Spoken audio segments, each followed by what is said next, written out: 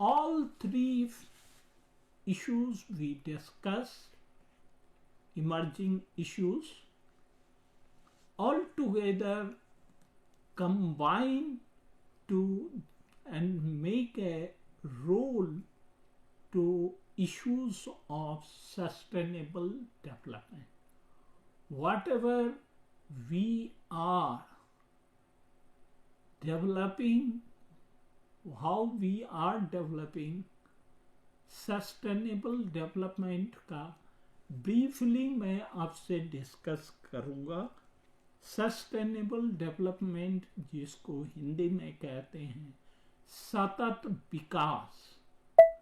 सतत विकास यानी कि विकास का वो रूप जो कंटिन्यू रहे लंबे समय तक और सबके हित में हो।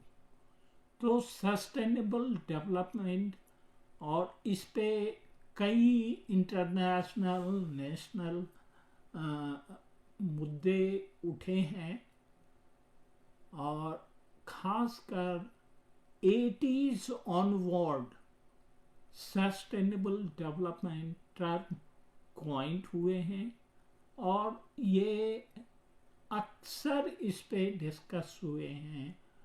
93 में बर्टलैंड एक कमीशन भी बनी जो कि इस शब्द को सस्टेनेबल डेवलपमेंट को डिफाइन भी किया है और बड़ा ही सिंपल, बड़ा ही सटीक डेफिनेशन दिया। मैं उस 2 लाइन के डेफिनेशन से डिस्कस करने के बाद अपने सहकर्मी यहाँ पे जो आगंतुक हैं हमारे मित्र और सुधांशु सुल्तानिया जी, उसके बाद उनसे रिक्वेस्ट करूँगा इस पे डिस्कस करें। पहला मैं 2 लाइन का डेफिनेशन बता दूँ। Sustainable development is that kind of development which meets the present generation without compromising the future generation। तो ध्यान देंगे यहाँ पे 2 जनरेशन के बीच का जो यूसेज है, जो यूटिलिटी है, जो नीड है, उस पे फोकस किया गया है कि हम आज अपने हिस्से का जो विकास का रिसोर्सेस का यूज करें लेकिन अपने भविष्य को भी सुरक्षित रखें। यही है इसका 2 लाइन का डेफिनेशन। अब मैं चाहूँगा कि हमारे साथ बैठे हैं सुधांशु कुमार सुल्तानिया जी, उनसे पूछूंगा कि ये सस्टेनेबल डेवलपमेंट पे अपने विचार रखें। डॉक्टर प्रदीप, जैसा कि आपने बताया कि सस्टेनेबल डेवलपमेंट वो डेवलपमेंट है जो ये बताता है कि जो प्रेजेंट जनरेशन है उसकी नीड्स भी फुलफिल होनी चाहिए, लेकिन जो फ्यूचर की जनरेशन है उसको नीड्स कहीं से वो प्रभावित नहीं हो। ऐसा ना हो कि हम इतना रिसोर्सेज का यूज कर लें कि फ्यूचर जनरेशन के लिए कुछ बचे ही नहीं।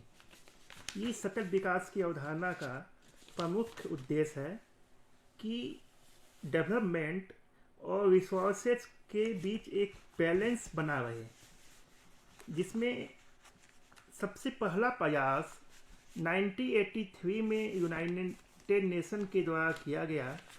एक कमीशन का गठन किया गया जिसे United nation world commission on environment and development, जिसको बार्टलैंड कमीशन भी कहा जाता है, बनाया गया। उसने 1987 में एक रिपोर्ट दी, आवर कॉमन फ्यूचर रिपोर्ट, जिसमें ये डिफिनीसन सस्टेनेबल डेवलपमेंट की सबसे पहले आई according to modern western concept. लेकिन यदि हम इंडियन पर्सपेक्टिव की बात करें तो हमारा जो एंशिएंट इंडियन कल्चर है उसमें सस्टेनेबल डेवलपमेंट की भावनाएं कहीं न कहीं बहुत गहरे रूप से छुपी हुई थी। इंडियन कल्चर में सस्टेनेबल डेवलपमेंट हमारे यहाँ पहले से मौजूद था, जिसकी हम समझ सकते हैं कि हमारे इंडियन कल्चर में worship of reverse, mountains and trees की एक ट्रेडिशन है। हम नदियों की पूजा करते हैं, हम पहाड़ों की पूजा करते हैं, हम पीपल, नीम और बरगद जैसे पेड़ों की पूजा करते हैं। इट मीन्स ये उसके संरक्षण की बात करते हैं, मतलब नदियों का संरक्षण होना चाहिए, नदियों पहाड़ों का संरक्षण होना चाहिए, पर्यावरण का संरक्षण होना चाहिए। तो सतत विकास की अवधारणा हमारे भारतीय कल्चर में बहुत पहले रही है, जिसको बाद में रियलाइज किया गया यूनाइटेड नेशन के द्वारा, और नए तरीके से इसको एक नया शब्द सतत विकास की अवधारणा के रूप में डेवलप किया गया। 1992 में एक सम्मेलन हुआ ब्राज़ील के रियो डी जेनेरियो में। उसमें सस्टेनेबल डेवलपमेंट को एक इंटरनेशनल एजेंडा के रूप में स्वीकृत किया गया और एजेंडा 21 पे डिस्कस किया गया कि सतत विकास को जो लक्ष्य हैं उसको कैसे प्राप्त किया जाए। इसके बाद 2015 में यूनाइटेड नेशन जनरल असेंबली ने सस्टेनेबल डेवलपमेंट गोल्स (SDG) को डिफाइन किया और उसमें कुछ 17 पॉइंट हैं जो ये तय किया गया कि यदि इन 17 पॉइंट के लक्ष्य को हम 2030 तक अचीव कर लें तो सस्टेनेबल डेवलपमेंट के जो लक्ष्य हैं उसको प्राप्त किया जा सकता है विश्व स्तर पे। सभी देशों को ये टास्क दिया गया कि आप इन गोल्स को 2030 तक अचीव करें, अपनी गवर्नेंस और पॉलिसी प्लानिंग में इसको इम्प्लीमेंट करें ताकि सतत डेवलपमेंट की अवधारणा को प्राप्त किया जा सके। हम यदि देखते हैं तो emerging issues related to development में सस्टेनेबल डेवलपमेंट के बाद जो इशूज इमर्ज हो रहे हैं, जो मुख्य इशू इसमें है, जो कुछ अभी डॉक्टर प्रदीप ने डिस्कस किया, क्लाइमेट चेंज, रिसोर्सेज वगैरह वगैरह, उसमें ग्लोबल वार्मिंग का इशू आया, डिफॉरेस्टेशन का इशू है कि जंगल समाप्त होते जा रहे हैं। विकास जो हुआ उसके पहले विकास के लिए जंगलों को काटा गया, फैक्ट्रियाँ बनाई गई, बड़े बड़े शहर बसाए गए, उसके कारण से जंगल समाप्त हुए और ये ग्लोबल वार्मिंग का कारण बना। और जो परत है, लेयर है हमारे वायुमंडल में, उसमें क्षति हुई और इस तरह से पर्यावरण की बहुत बड़ी समस्या हमारे समाज के सामने, हमारे देश के सामने और दुनिया के सामने एक उत्पन्न हुई।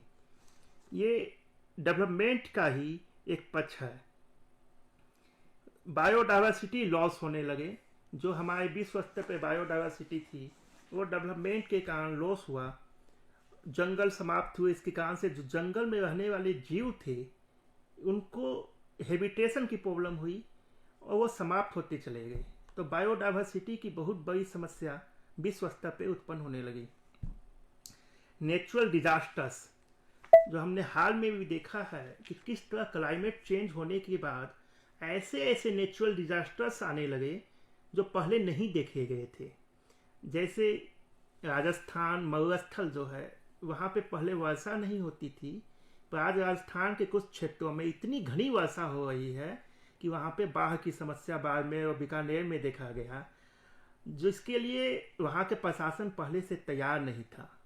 या फिर हम केदारनाथ में कुछ वर्षों पहले आई समस्या, जो डिजास्टर, जिसमें पूरा केदारनाथ शहर ही डूब गया और बड़े बड़े बिल्डिंग और होटल्स खत्म हो गए और लाखों हजारों लोग की जान की भी क्षति हुई।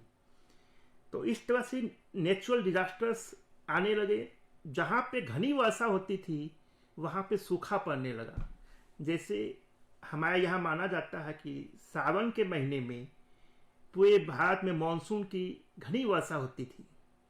आज सावन का महीना सूखा जाता है, एक बूंद वर्षा नहीं होती है, ये क्लाइमेट चेंज का बहुत बड़ा चैलेंज है, जिसके कारण से कहीं ना कहीं से हमारे किसान भाई सबसे अधिक प्रभावित हो रहे हैं। क्योंकि वो जो खेती करते हैं वो अब उन्होंने महीना फिक्स किया हुआ है कि इस महीने में धान की रोपनी करनी है, इस महीने में गेहूं की रोपनी करनी है, लेकिन क्लाइमेट तो उसके अनुसार आ ही नहीं रहा है। तो वो खेती जब करते हैं तो खेती फसल नष्ट हो जाती है और उनको घाटा हो जाता है। तो ये क्लाइमेट चेंज के सामने बहुत बड़ा चैलेंज है, जिसको हम सस्टेनेबल डेवलपमेंट से ही प्राप्ति कर सकते हैं। और किसान भाइयों को भी अब अपनी खेती को क्लाइमेट चेंज के अनुसार चेंज करना पड़ेगा। रिसोर्सेज की प्रॉब्लम, जैसा कि डॉक्टर प्रदीप ने बताया, रिसोर्सेज हमारे यहाँ लिमिटेड हैं। जैसे वाटर, फॉसिल फ्यूल्स, कोयला, मिनरल्स, ये बहुत ही लिमिटेड हैं हमारे पास। लेकिन इसका अनलिमिटेड यूज किया गया इंडस्ट्रियलाइजेशन के कारण, और अनलिमिटेड यूज के कारण जो न्यू जनरेशन है उसके सामने ये समस्या उत्पन्न होने लगी। आज पेयजल की समस्या पूरे देश में है, ड्रिंकिंग वाटर अवेलेबल नहीं है। कभी हमने सोचा नहीं था कि हमें 20 रुपये लीटर की वाटर बोतल खरीद के पीना पड़ेगा। जिस देश में बच्चों को दूध नहीं उपलब्ध है, उस देश में लोग 20 रुपये लीटर का पानी खरीद के पीने के लिए विवश हो रहे हैं। और ये एक सामान्य घटना हो गई है, गांव में भी लोग वाटर बोतल खरीदते हैं और पीते हैं। तो ये किसकी देन है? डेवलपमेंट के कारण ये समस्या आ रही है। फॉसिल फ्यूल्स खत्म हो रहे हैं, मिनरल्स, इसलिए सतत डेवलपमेंट आज समय की जरूरत है। और सतत डेवलपमेंट यदि हम नहीं करेंगे तो भविष्य के लिए हम रिसोर्सेज नहीं छोड़ पाएंगे। इसका सोशल इनइक्वलिटी की एक समस्या हमारे यहाँ पैदा हो रही है। ये भी अब डेवलपमेंट के लिए बहुत बड़ा चैलेंज है। सोशल इनइक्वलिटी, सामाजिक असमानताएं पैदा हो रही हैं। जो पूरा तबका है, गरीब है, वह और गरीब होता जा रहा है, और जो अमीर है वह अमीर होता जा रहा है। जो रिसोर्सेज हैं वह कुछ लोगों तक ही सिमट के रह गया है। जैसे बड़ी बड़ी मल्टीनेशनल कंपनियां आ रही हैं, या इंडियन कंपनी भी मल्टीनेशनल कंपनी में कन्वर्ट हो रही हैं, उनके पास काफ़ी अधिक रिसोर्सेज हैं। लेकिन जो गरीब हैं, आज वो स्लम बस्ती में रहने के लिए भी उनको एक घर भी नसीब नहीं है। तो ये जो इनकम की जो एक खाई पैदा हो रही है, यह विकास के लिए बहुत बड़ा चैलेंज है। और हमें ये सोचना होगा कि ऐसा विकास लाएं ताकि जो सब आम जनता है, सभी के पास एक इनकम का पर्याप्त सोर्स हो, और ये जो खाई कम हो। ऐसा ना कि सिर्फ अंबानी और अडानी तक ही रिसोर्सेज रह जाएं, ऐसा नहीं होना चाहिए। डेवलपमेंट का ये बहुत विभत्स रूप पैदा हो रहा है। एक्सेस टू एजुकेशन की समस्या, डेवलपमेंट के कारण आज जो स्कूलिंग सिस्टम है, एक तरफ सरकारी स्कूल्स हैं और दूसरी तरफ बड़ी बड़ी प्राइवेट स्कूल्स हैं जिनकी फीस लाखों में होती है। और इस कारण से हम दो जनरेशन को पैदा कर रहे हैं, एक सरकारी स्कूल में पढ़ने वाले बच्चे और एक पब्लिक कन्वेंट स्कूल में पढ़ने वाले बच्चे। तो इस तरह से गैप तो डेवलप हो रही है। हम एजुकेशन पे भी चर्चा करेंगे। उससे पहले सस्टेनेबल डेवलपमेंट के कुछ आयाम और महत्वपूर्ण उसके कंपोनेंट हैं, उस पे बेसिक कॉन्सेप्ट पे थोड़ा सा हम लोग चर्चा कर लें। वो है कंपोनेंट्स ऑफ सस्टेनेबल डेवलपमेंट में वो क्यों ये चीज़ें नहीं आ रही हैं। एक 3 फैक्टर्स हैं जो